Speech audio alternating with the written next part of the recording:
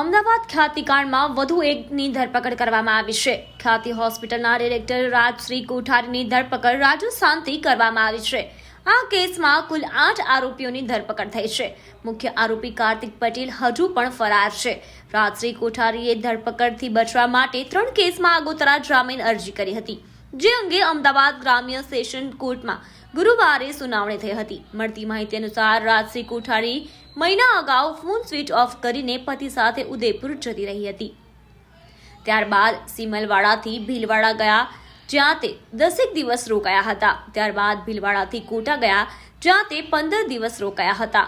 આખરે કોટાથી ફરી ભીલવાડા જતા ટેકનિક હ્યુમન રિસોર્સથી માહિતી આવતા ક્રાઇમ બ્રાન્ચ દ્વારા રાજશ્રી કોઠારીને પકડી પાડવામાં આવ્યા છે.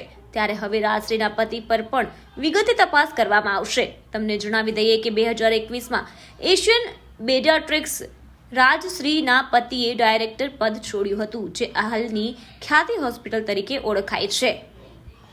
પતિ બાદ રાજશ્રીએ ખ્યાતિ હોસ્પિટલના ડાયરેક્ટર તરીકે ભાગ ભજવ્યો હતો. હાલમાં રાજશ્રીનો 3.61% હોસ્પિટલમાં ભાગ છે. અભ્યાસ બાબતે રાજશ્રી BCom ગ્રેજ્યુએટ છે. ત્યારે હવે પોલીસ તપાસમાં મોટા ખુલાસાઓ સામે આવી શકવાની શક્યતાઓ સેવાઈ રહી છે. બ્યુરો રિપોર્ટ 10/11/2024 ના રોજ ખ્યાતિ હોસ્પિટલ દ્વારા બોરીસરા ગામે એક કેમ્પનું આયોજન કરવામાં આવેલું હતું. તો તારીખ 11 ના રોજ 19 વ્યક્તિઓને ખ્યાતિ હોસ્પિટલની બસ દ્વારા ખ્યાતિ હોસ્પિટલમાં લાવવામાં આવ્યા હતા અને તેઓના મેડિકલ ચકાસણી બાદ કુલ 7 વ્યક્તિઓના એન્જિયોપ્લાસ્ટી કરવાનું નક્કી થયેલ. એ પૈકીના બે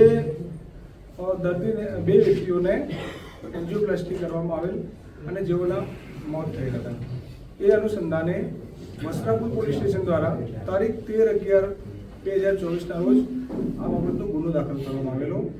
એમાં કુલ ખ્યાતિ હોસ્પિટલના ડૉક્ટરો, મેડિકલ ડિરેક્ટરો અને એની માર્કેટિંગ ટીમના કુલ 8 સભ્યો હતા. તેમાંથી કુલ 9 સભ્યો હતા. એ પૈકીના 8 સભ્યોને પકડી લેવામાં આવેલા છે. Bureau report, first Bharat news, Ahmedabad.